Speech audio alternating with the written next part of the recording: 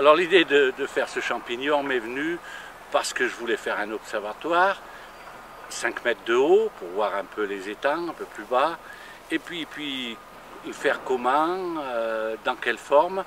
J'ai pensé à un champignon, tout bêtement, un soir, et comme on a un pays où il y a des champignons, pourquoi pas en faire un bien grand. C'est tout simplement, et c'est parti.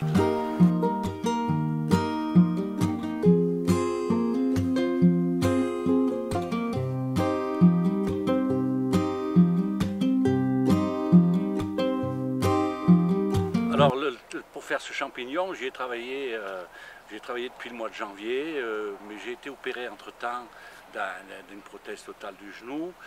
J'ai beaucoup bataillé, alors j'ai travaillé un peu les soirs, vitesse grand-mère, hein, on ne va pas non plus faire des heures à pas en finir. Et puis sur la fin, j'ai mon ami Yves Pergier, quand ça devenait trop dur pour moi, il est venu m'aider un peu les soirs. Voilà, mais on a commencé février, mars, avril, on a arrêté un petit peu, puis on est reparti juin pour le finir en juillet. Alors le toit il est fait un peu de... Je suis parti avec un triangle d'abord, 4 triangles que j'ai assemblés l'un dans l'autre par terre. J'ai tracé des cintres pour faire le dessus du champignon qui je les ai collés les uns les autres. Ça a donné cette forme, sans trop savoir où j'ai été, mais ça me plaisait bien. Je les ai assemblés, mortaisés, ajustés, et puis finalement ça a fait...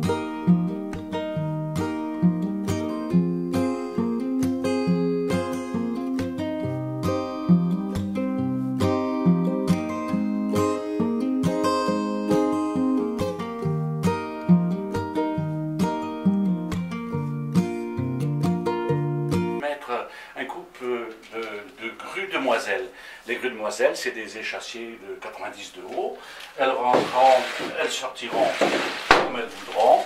Et pourquoi la grue demoiselle? Parce que c'est la seule qu'on a le droit d'avoir sans autorisation. Il faut les déclarer, mais il n'y a pas besoin de certificat de capacité.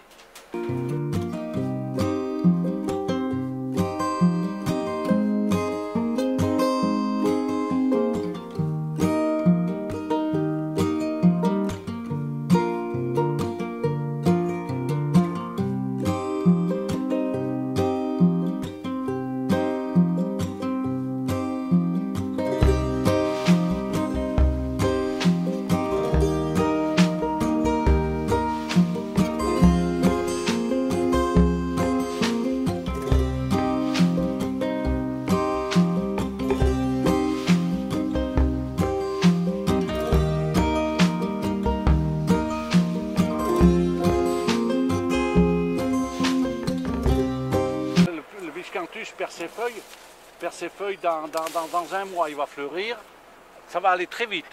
Et 15 jours après, il tombe la neige. Il tombe toutes ses feuilles et il reste que la tige.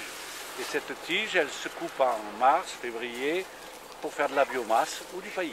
Ça, c'est une branche d'osier qui a été plantée. Je l'ai laissée pousser, je la coupe pour former une tête. C'est ce qu'on appelle les sols têtards. Et dans cette tête, qui va se fermer, s'agrandir, il faut tailler encore cette année. Pour la biodiversité, c'est très bien, parce qu'il y a les oiseaux, ils se mettent de la terre, ils y nichent, ils viennent, c'est très bien pour tous ces oiseaux. Cette zone a été faite pour faire un coin repos pour les animaux, je l'ai fait là, parce que je connaissais bien les environs. Et puis il y a une zone humide qui est impactée là sur 1600 mètres carrés. Le parc il fait 5 hectares. Donc 1600 mètres carrés où on peut laisser pousser des miscanthus, des roseaux. Et les canards, il semblerait que ça leur plaît, hein, vous voyez, ça leur plaît. Et les poules d'eau, il y a les poules d'eau qui viennent. Il y a quelques bécassines, un héron de temps en temps qui viennent me voir. Et puis c'est tout. Et puis les hirondelles. Voilà, ça a été fait pour ça. Ça a marché puisque j'arrive à avoir plus de 100 canards par an. 100 canards ennichés pour en conserver 20.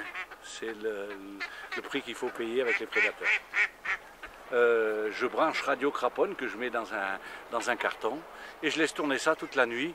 Ça me protège, les renards ne viennent pas, ça l'intrigue, ils ne viennent pas de 4-5 jours. Mais après, il s'est vite aperçu de la supercherie et il vient manger mes canards.